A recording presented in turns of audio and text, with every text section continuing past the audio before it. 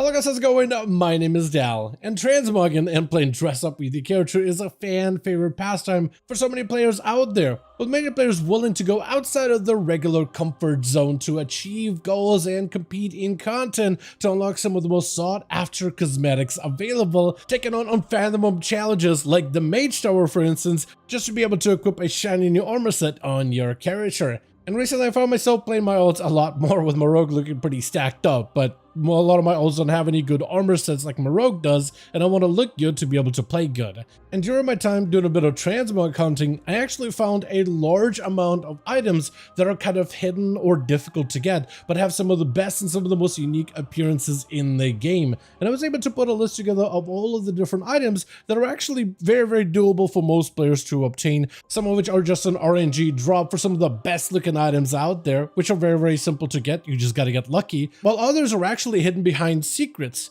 that most players don't even know about, making these items actually quite rare, where most players, majority of players, don't even know that these things exist. So I wanted to put a list together of some of the most rare, but also some of the more secretive transmogs that the majority of the player base doesn't have, but could actually easily obtain them, and I wanted to go over exactly how to get some of those rare items. As always, if you guys want to see more regular updates such as these for the War Within expansion, be sure to follow the channel and subscribe. But otherwise, let's dive right in. Now, many of the transmogs on this list are going to be really unique, but also somewhat secretive, or really out of the way. And the best example I have for some of the transmogs that you can actually easily obtain, most players just don't really know how to do it, is the Alara'Shinu Warglaive, which is a unique transmog only for demon hunters, which gives you an emerald dream shaped glaive that not only has a different appearance than some of the more fused, torn, the deadly looking glaives the demon hunters are used to, but this one also actually has a unique effect. Every time you use any of your movement abilities like leaping around as Vengeance or fell rushing as Havoc, you actually leave a path of flowers behind you as you leap and as you move around, which adds this little druidic theme into a Fel, Legion, demonic type of a class, which really flips it on its head, but definitely adds a very unique interaction that every player can achieve. Now, to start the short quest line, quote unquote, which is more like a hidden quest, in order to get the glaive, you need to first head to Dragon Isles, Unarmed Plains specifically, and take a portal into Emerald Dream, or take a portal that you can get from the Eldrazi's capital city instead. And in the main central encampment area, you should be able to find the Demon Hunter of Dalaran, Felfury. Talk to him to start this hidden quest line. It's not an actual quest, but it is required for you to be able to start this series of events. Afterwards, when you talk to Dalaran, he'll actually tell you about Broken Shore, which is the next location you gotta go to, so you're heading over to one of the Legion zones, specifically the zone of Broken Shore itself, and you're heading to the Lost Temple, trying to go into this opening crevice within the side of this mountain. Down below, you'll search for a memory of Dalaran Felfury, let the memory completely play out, and as the memory finishes, it'll actually tell you that you need to go to Val'Sharah, specifically to look inside of the Temple of Elune, which is fairly easy to find. Inside, you'll see yet another memory of Dalaran Felfury, and just AFK around long enough until you're able to see the glaive and then loot the glaive. And after you looted it, that's it. You have the glaive that you can now transmog onto your character. The act of transmogging your glaive over your current weapon gives you that flowery effect every time you move. So as long as you're using that glaive as part of your transmog for your main hand or offhand, then you'll always have that movement effect that is super unique to the class of Demon Hunter specifically. Now, another weapon that you can get that's also really out of the way is Sorrowbane, a two-handed sword that's available from the expansion of Shadowlands. However, for that weapon specifically, it will take you a little bit of a preparation before you can even obtain this weapon. First things first, you need to make sure that the world quest, a few bumps along the way, is active within Shadowlands. As of me recording for this video, I actually saw that the world quest is not available on NA, but it was available on EU. It actually looks like it just came up over on the NA, so I can just go get it, and I probably will go do it right now as soon as I end this video. But the actual quest itself needs to be present for you to be able to even have a chance at looting this sword. Then you're going to need to do two things. First thing you'll need to go is head over to Revendreth and talk to Tatru and purchase the Strength of Blood potion. Now this potion isn't sold for gold, it's usually sold for any number of reagents, usually some sort of an animal byproduct like meat haunches and such. So you may want to check in with the vendor first to see what they're selling it for. The second potion you're going to need, and you'll find it in Maldraxxus around the main central area of Theater of Pain, and there'll be yet another broker of Alara'Shinu that sells you the potion of unusual strength that just is sold for gold. A little further north, you'll also be able to find a scroll of teleport to take you directly to Theater of Pain, right next to where the sword is located from One-Eyed Jobby, also sold for just a bit of gold.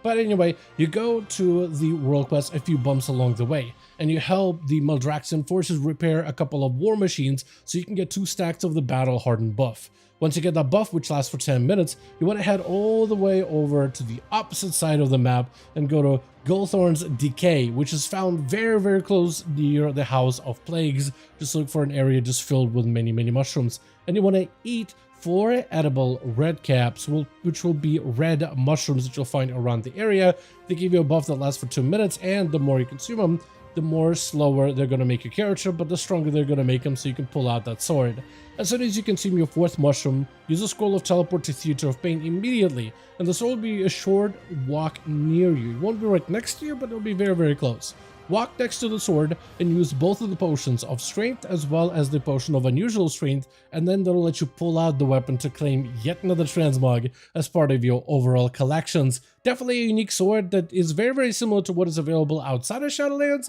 but it is one of those unique massive claymore appearances that has a very berserk theme about it. Now, another transmog you can get that's unique to the class of Rogue is the Blackened Defias armor, which is the original Defias armor from back in the classic days that you can actually obtain with a short questline. You will first need to get your hands on a green wing macaw pet, but those pets, as of me checking it out recently, don't really cost a lot over on the auction house, so they should be easily obtainable. Plus, they tend to drop a decent bit over inside of the actual Dungeon of Deadmines. So, to do this correctly, you want to go to Deadmines and make it all the way to the end, trying to keep as many enemies alive as possible, mostly just focusing on killing the first 2 bosses that you need to progress further in, or rather first 3 bosses to progress further in, but try to slay as little amount of enemies as you can to make it all the way to the end. Then after you make it into the last area with a big boat in the middle, hang a left and go to a tower, and when you get close enough while the pet macaw is active, you'll find a ghostly bird that will then let you use a grapple hook to get you up top to talk to a captain to get a quest. And for that quest, you need to collect 100 bloodied Defias bandanas, which you can obtain within the Dungeon of Deadmines. And if you haven't slain any of the enemies within Deadmines, except for the few bosses in order to progress further on, then you should be able to get you 100 bandanas easily just by running back through the dungeon, slaying all of those enemies that you skipped by. Kill the Defias, collect the bandanas, and then come back in order to collect your Defias armor set. Now, for any cloth characters, so priests, warlocks, and mages, you can get your hands on a Vestment of the Tidesages set, which isn't uniquely a hidden or a secretive set of gear, but it is the one that is definitely very, very rare to obtain. For that one, you have to head all the way into Battle for Azeroth zone of Stormsong Valley, and up north, you should be able to go to the Dungeon of Shrine of the Storm, and you want to enter it on Mythic difficulty. Slaying the 2nd and the 3rd boss of that dungeon on Mythic has a fairly small chance to drop you the Vestments of the Tidesages, which is a very unique set of appearances for those cloth classes. Now, while both bosses have a chance to drop the Vestments, the 2nd boss has a very small chance of dropping it, while the 3rd boss has the higher chance to drop it, so technically you do have 2 chances, but the 2nd boss has a very, very, ridiculously low chance to drop it. But it's a very, very straightforward method of just running the dungeon on Mythic 0, skip it to all the bosses, and then just exiting out and going on to a new character, also of the cloth variety, if you are trying to farm it on multiple characters. While the actual transmog itself is actually pretty easy to get, it's very straightforward, it is still one of the more rare ones in the game as of this moment. Now, another set of mogs you can get whether you play cloth or plate classes is within the zones of Argus. You have the green Legion demonic armor set for the plate classes, and the cloth is also very, very demonic with a unique helm, unique set of shoulders, but also a different design compared to the plate one, so the 2 sets are pretty distinctive from one another. And for these sets, which are kind of hard to get, all you can really do to obtain them is by slaying rares within Argus, but they also can drop from Eredar War supplies, though the drop rate in those is fairly small from what I've been able to research and test out. For those of you that are plate users or looking to get yourself the full plate set, you're looking to focus on certain specific rares, like Telestra the Vile, Commander Andaxis, Khazad-dûm, Commander Vakea, and Tarek the Selector. And most of these rares can be found within the zone of Krokun, and you actually will see that these rares are currently active with a world quest, so you don't need to camp them out or wait until they're active. You can just check the map to see if they're currently available, and then try for them once a day. For the most part, plate classes will find a good portion of the rares in Krokun, while classes will find a mix in Krokun as well as in unturned ways, so you should look out for both zones for any of the rare locations. For the classes, you're looking for rares like Telestra the Vile, Admiral Relvar, Void Warden Valsuran, as well as World Splitter Skull. Then I want to switch gears and go over some of the different items that you can obtain from raid bosses that have a really unique appearance, but also a pretty low drop rate, making these some of the more rare items, though not secret items, though still plenty unique in their own way, especially since not that many players have access to these items to begin with. A good portion of these will actually come from the expansion of Legion, since that expansion was renowned for giving you so many different weapons and even transmog pieces that you could obtain only from certain bosses with a very, very low drop rate. For example, we have bosses like Xavius in the Emerald Nightmare, where a mythic or heroic you have a very low drop chance to get the first Satyr's shoulder pads, which is an item that doesn't even have like a copy in the game. This is just a unique item that was added only for that raid. It hasn't been remade with a recolor or anything like that since. Over in the Tomb of Sargeras, we have the boss of Maiden of Vigilance, which doesn't have this item in her loot table,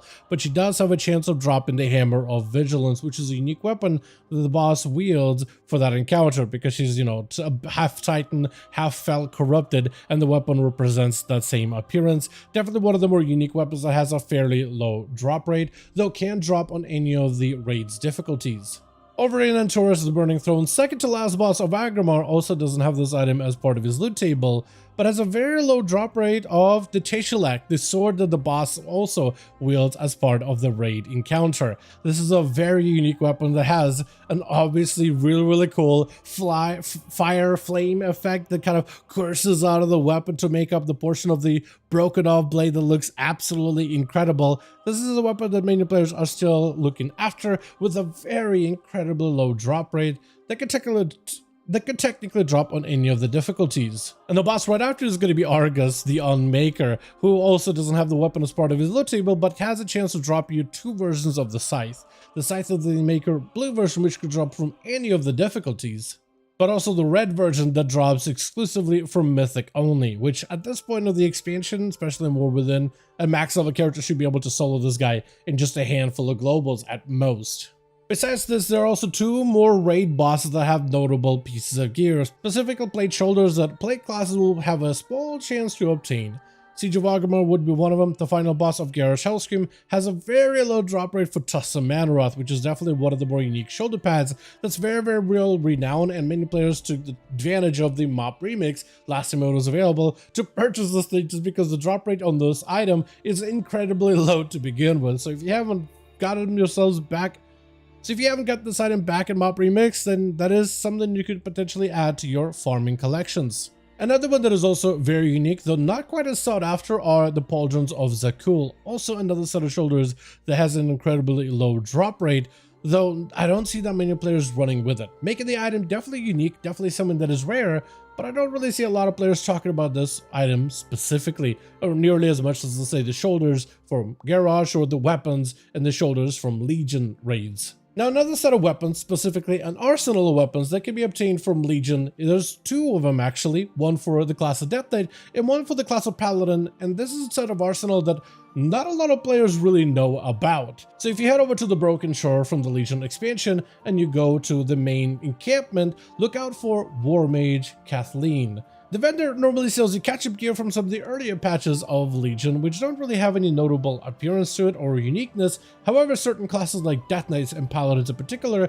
do have a unique set of items they can purchase from that vendor specifically. For Death Knights, that is going to be a unique arsenal of Death Knight specific weapons of the Ebon Blade, featuring Frosty, Blood, as well as unholy variations of Death Knight weapons that will set you back a few thousand nether shards, a unique currency that can be obtained from any of the Legion invasions. So whenever you see any of the Legion zones under an invasion, such as this one with Legion Assault, completing any of the objectives does get you nether shards, which is quite a decent bit. This is a currency that can be then traded over or sent over because it is warbound. So if you collect it on any of your ults or used to play back in Legion, then you should be able to transfer it over pretty easily to purchase it, which is definitely a unique set of items that I don't see a lot of players utilizing, but also not a lot of players are aware this item is a unique piece of gear that can be obtained by Death Knights and Paladins on that vendor. The Death Knight set are going to be that of an Ebon Blade, but the Paladins have the silver hand armament, so hammers, two-handed and one-handed, but also shields with the logo of the silver hand, which definitely has a unique look to it.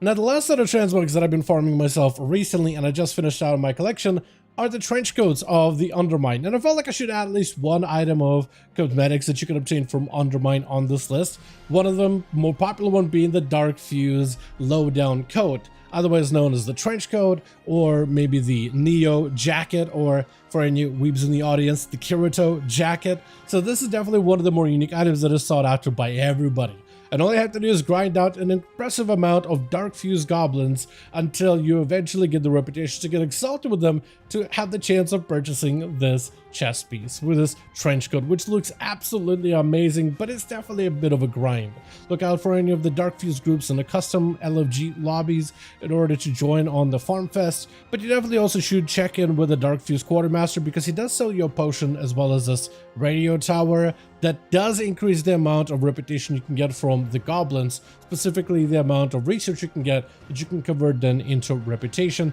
to ease up the grind just a little bit, but it still is going to be many hours before you get exalted if you're starting from scratch. However, many players are not aware that there's actually two more trench coats, and many players miss these out completely. The first one being locked behind the main story questline, the Public Defender's Coat. Most players, when they do the main storyline of Undermine, once they defeat Galowix, they're kind of done with it. They don't really continue on the questline, but it actually continues on. If you head over to the Galagia, you'll actually be able to start the quest in order to be able to get a couple more chapter quests, a couple more big post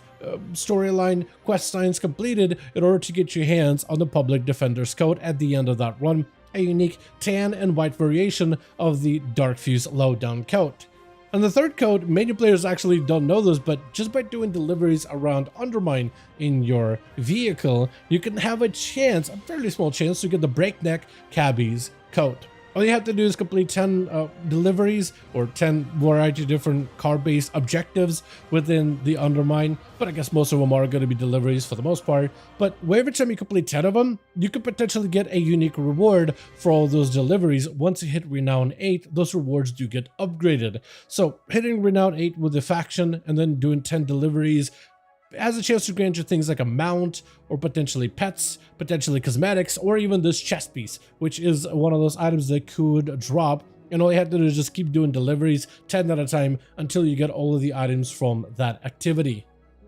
But as always though, I want to thank all of you guys so much for watching and hope you guys did enjoy this video update. If you did enjoy it or found it informative, go ahead and give it a like. I would very much appreciate it. Join our Discord community to keep up with all the newest, all the regular updates regarding seasonal content for the War Within expansion. Also, let me know your thoughts in the comments down below. And as always, I'll see all of you guys in the next one.